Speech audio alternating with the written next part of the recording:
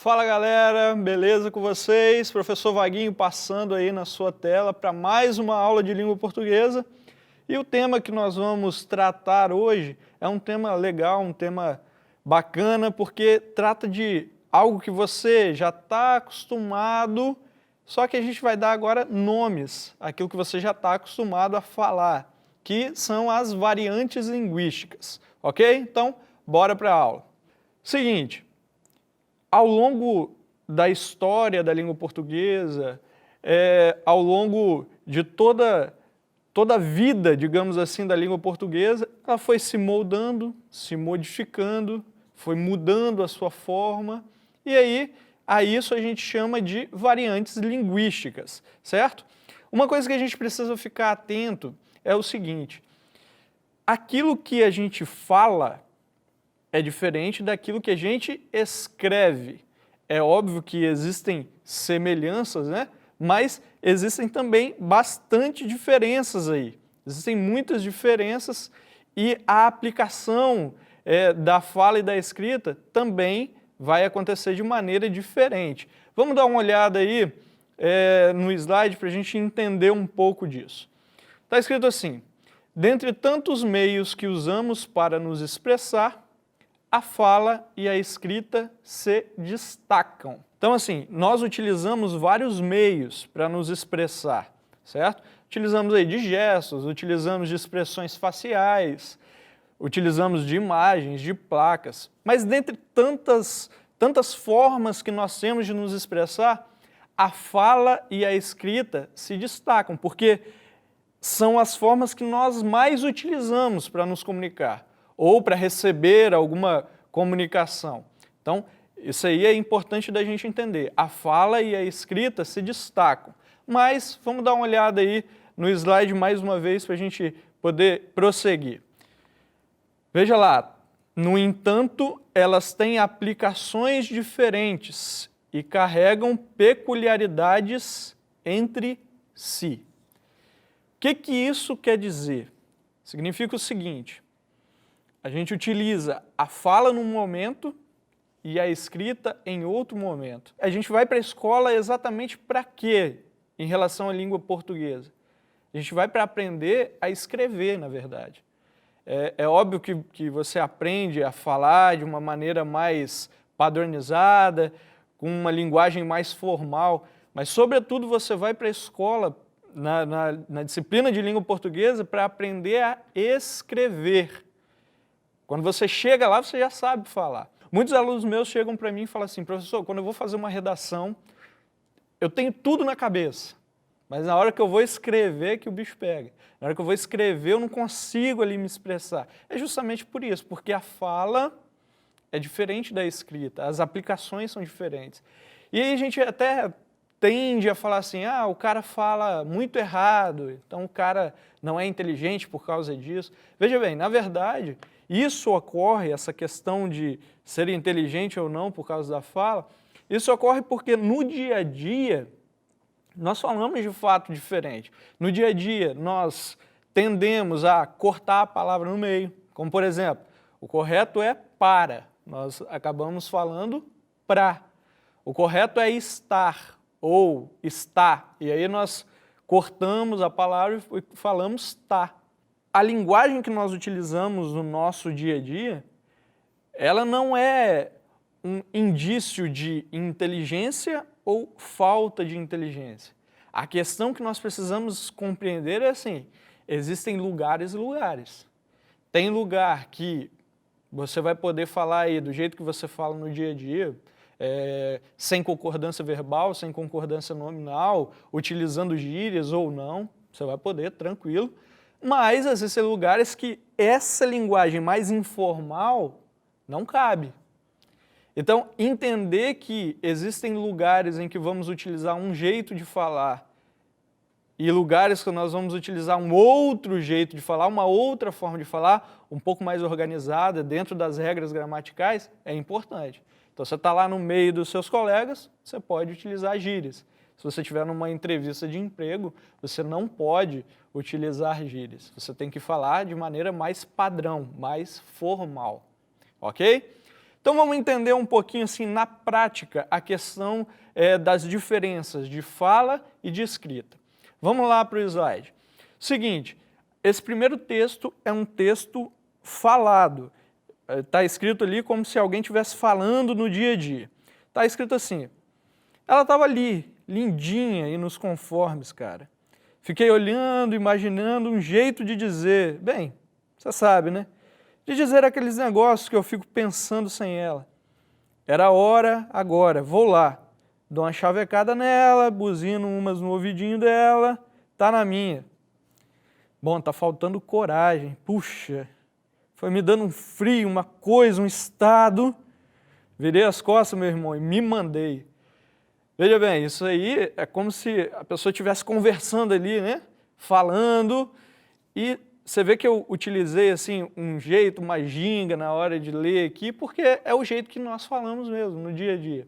Agora, se a gente fosse pegar isso aí e colocar como se a gente estivesse escrevendo de maneira formal, como será que esse texto ficaria? Dá uma olhada aí, como é que a gente poderia escrever? Digo a você que ela estava lá, diante dos meus olhos, perfeita. Olhei-a, imaginando um jeito de dizer o quanto era importante para mim, dizer o que pensava dela quando estava a sós comigo mesmo. Pensei ser a hora certa, conversa, mas me faltou coragem, fugi. Veja que existe uma diferença entre o texto falado e o texto escrito. Aqui eu utilizei até uma entonação para que você possa entender a formalidade da escrita diferente da fala. Na fala teve um gingado a mais, na escrita não. Na escrita foi algo mais formal, algo mais belo, algo mais assim, né? Pausado. Então existe essa diferença. Dá uma olhada ainda nesse slide para a gente poder ver alguns detalhes aí. Olha aí na segunda linha, está escrito assim, olhei-a. Isso aí é uma maneira padrão, uma maneira mais formal de dizer. Né? Olhei-a, coloquei aí o pronome oblíquo depois do verbo. Dizer que o que pensava dela quando estava a sós comigo mesmo. Isso também é um jeito mais padrão de se escrever. Então, essas maneiras de fala e escrita, a gente tem que tomar cuidado, porque quando a gente vai escrever uma redação, por exemplo, a gente não pode escrever do jeito que a gente fala. E a tendência é essa, a gente escrever do jeito que a gente fala.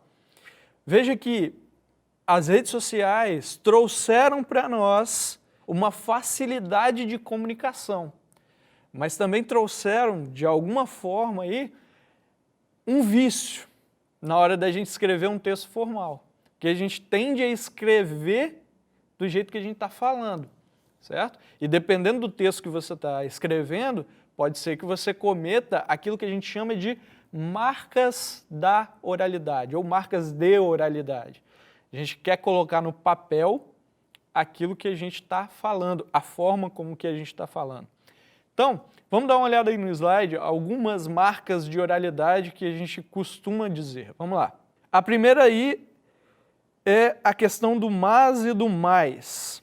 Dá escrito assim, a população está em isolamento social, mas os alunos estão estudando por meio das atividades pedagógicas não presenciais.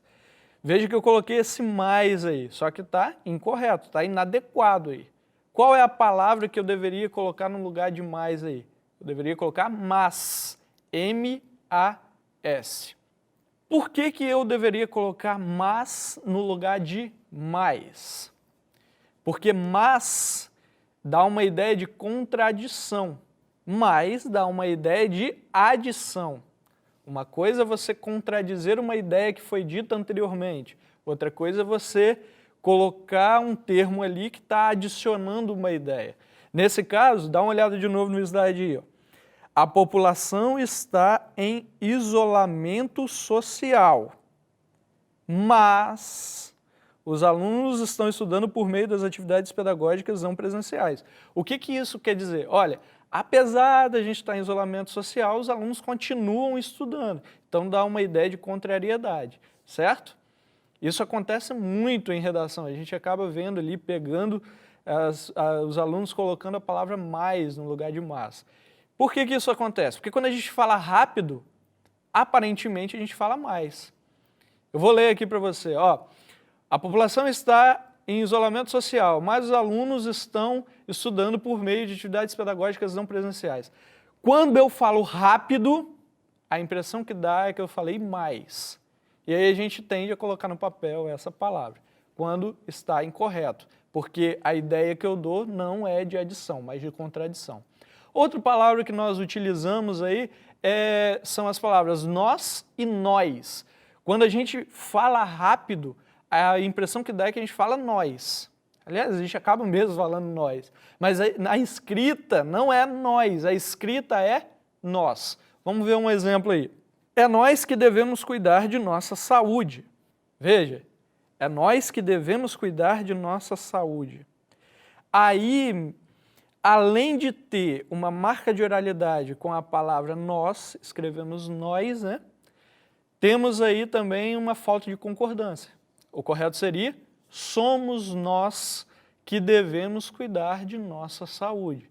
Então, quando a gente fala no dia a dia, a gente tende a falar é nós. Né? No dia a dia, no cotidiano, com os amigos, a gente acaba pegando essa expressão e colocando no papel. No papel, dependendo do tipo de texto, dependendo do gênero textual que eu estou utilizando ali, é inadequado eu utilizar é nós. O correto, o adequado seria somos nós. Beleza? E aí também acontece supressão de letras. O que que isso quer dizer? Significa que a gente acaba, na linguagem popular, a gente acaba comendo letra quando a gente está escrevendo. Isso acontece muito nas redes sociais e a gente acaba trazendo isso para os textos formais. Vamos dar uma olhada aí no slide. O Espírito Santo tem tudo para... Cresce? Veja que é esquisito, né? Ali está escrito cresce. Mas o que eu quis falar é que o Espírito Santo tem tudo para crescer. Crescer. Dá uma olhada aí no slide.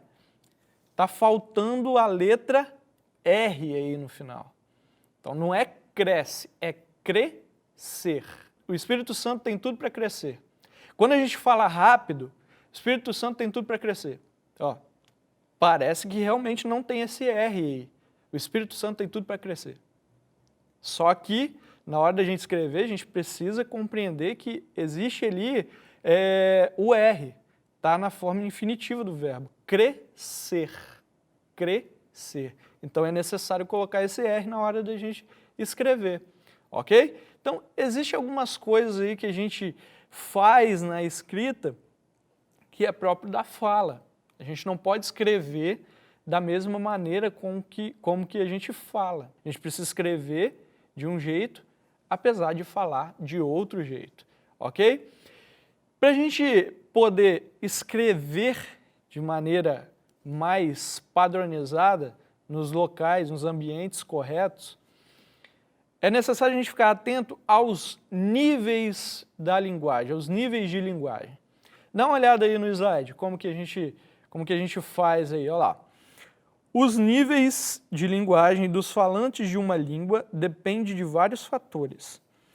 A linguagem é influenciada pela história, pela região, pelos grupos sociais, pela escolarização, entre outros. Então, dá uma olhada aí que é histórica, social, regional e também pelo nível de escolarização. Isso aí faz toda a diferença na hora que a gente vai falar, na hora que a gente vai escrever.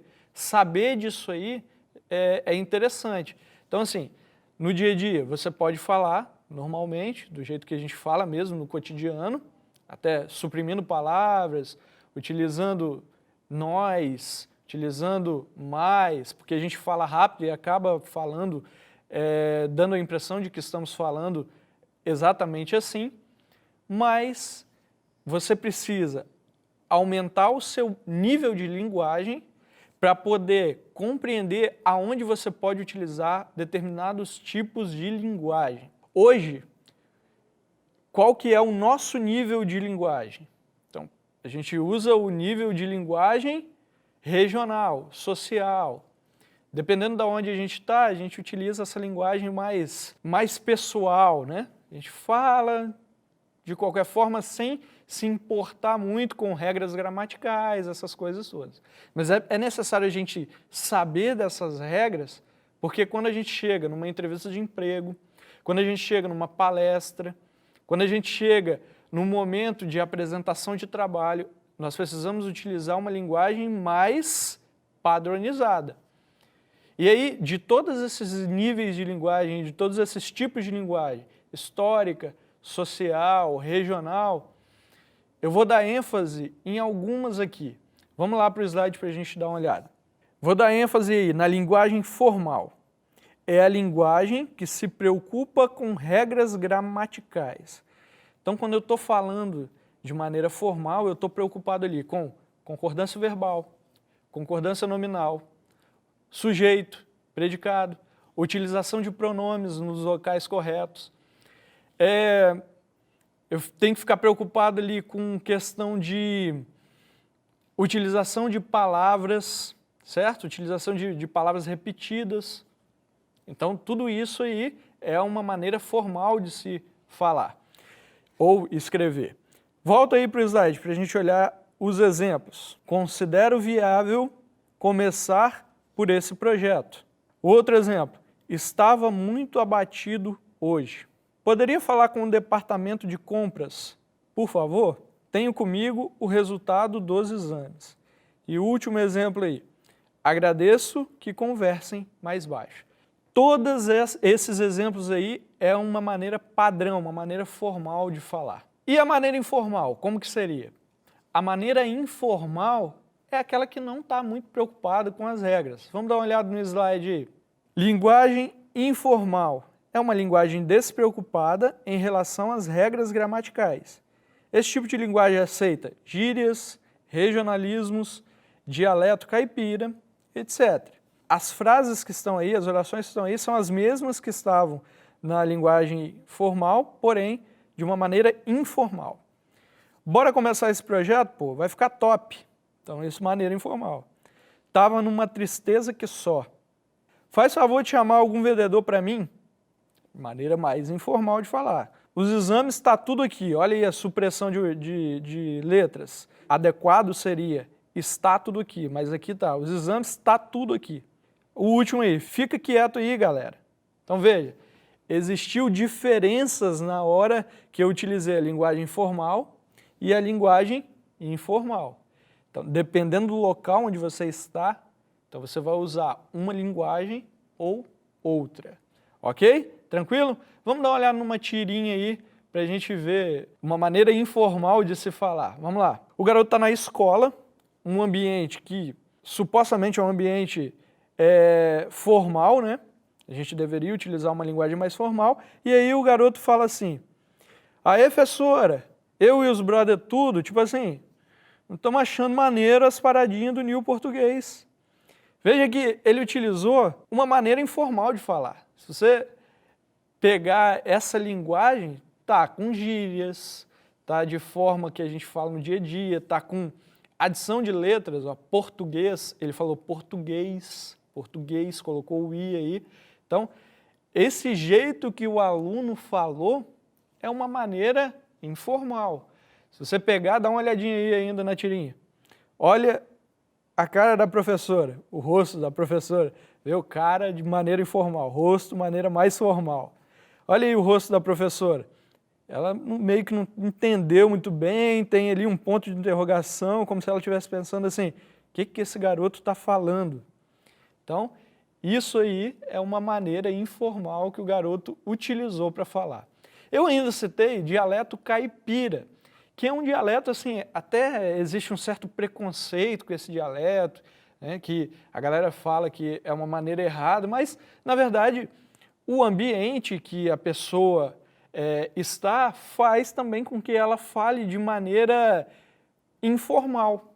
Não é que está incorreto.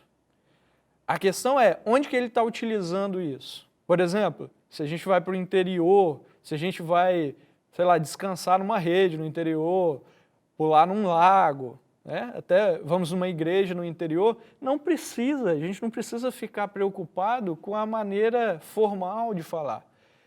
Da mesma maneira acontece em casa, a gente não precisa ficar preocupado com a maneira formal de se falar, com o padrão da língua portuguesa.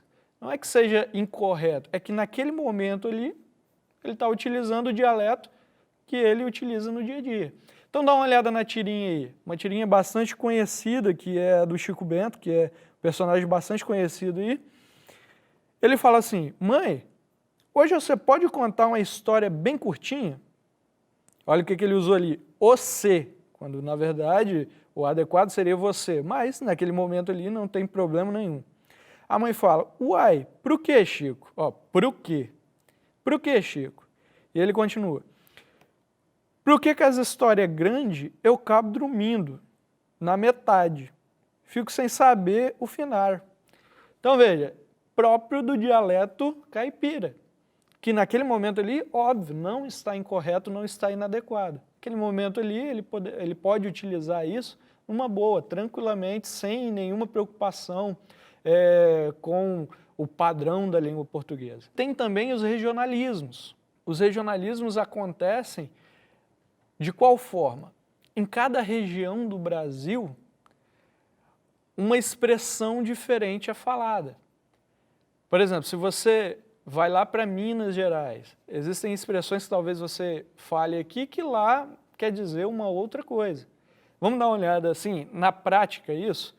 Pega o slide comigo. Primeiro, no Brasil inteiro, sim. Se você fala lá no norte que levou farelo, significa, se você fala assim, o cara levou farelo, significa que o cara morreu. Se você falar assim, miudinho, você está falando de algo pequeno. Miudinho a gente até utiliza aqui no Espírito Santo também. Se você utiliza Campo Santo, a expressão Campo Santo, o cara está morando no Campo Santo. Significa que ele está morando no cemitério, que ele faleceu, né? Isso lá no sul. Se você falar no sul a palavra olada, você está falando de oportunidade. Lá no Nordeste, a palavra chanha significa coceira na pele. Estou aqui com uma chanha no braço.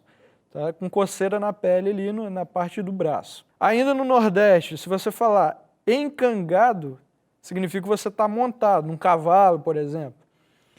Se você falar lá que alguém fez mal para outra pessoa, significa que engravidou, a pessoa engravidou aí. Ainda no Nordeste, se você falar caixa-prego, significa um lugar distante. Essa palavra nós também utilizamos aqui no Espírito Santo. O cara mora lá na casa do caixa-prego, que significa que está muito distante.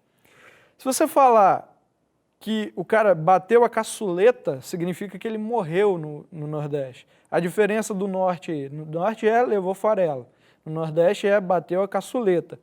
E aqui no Espírito Santo a gente ainda mudou, a gente ainda fala bateu a cachuleta. E se você ainda falar lá no Nordeste que você quer dar pitaco, significa que você está dando sua opinião.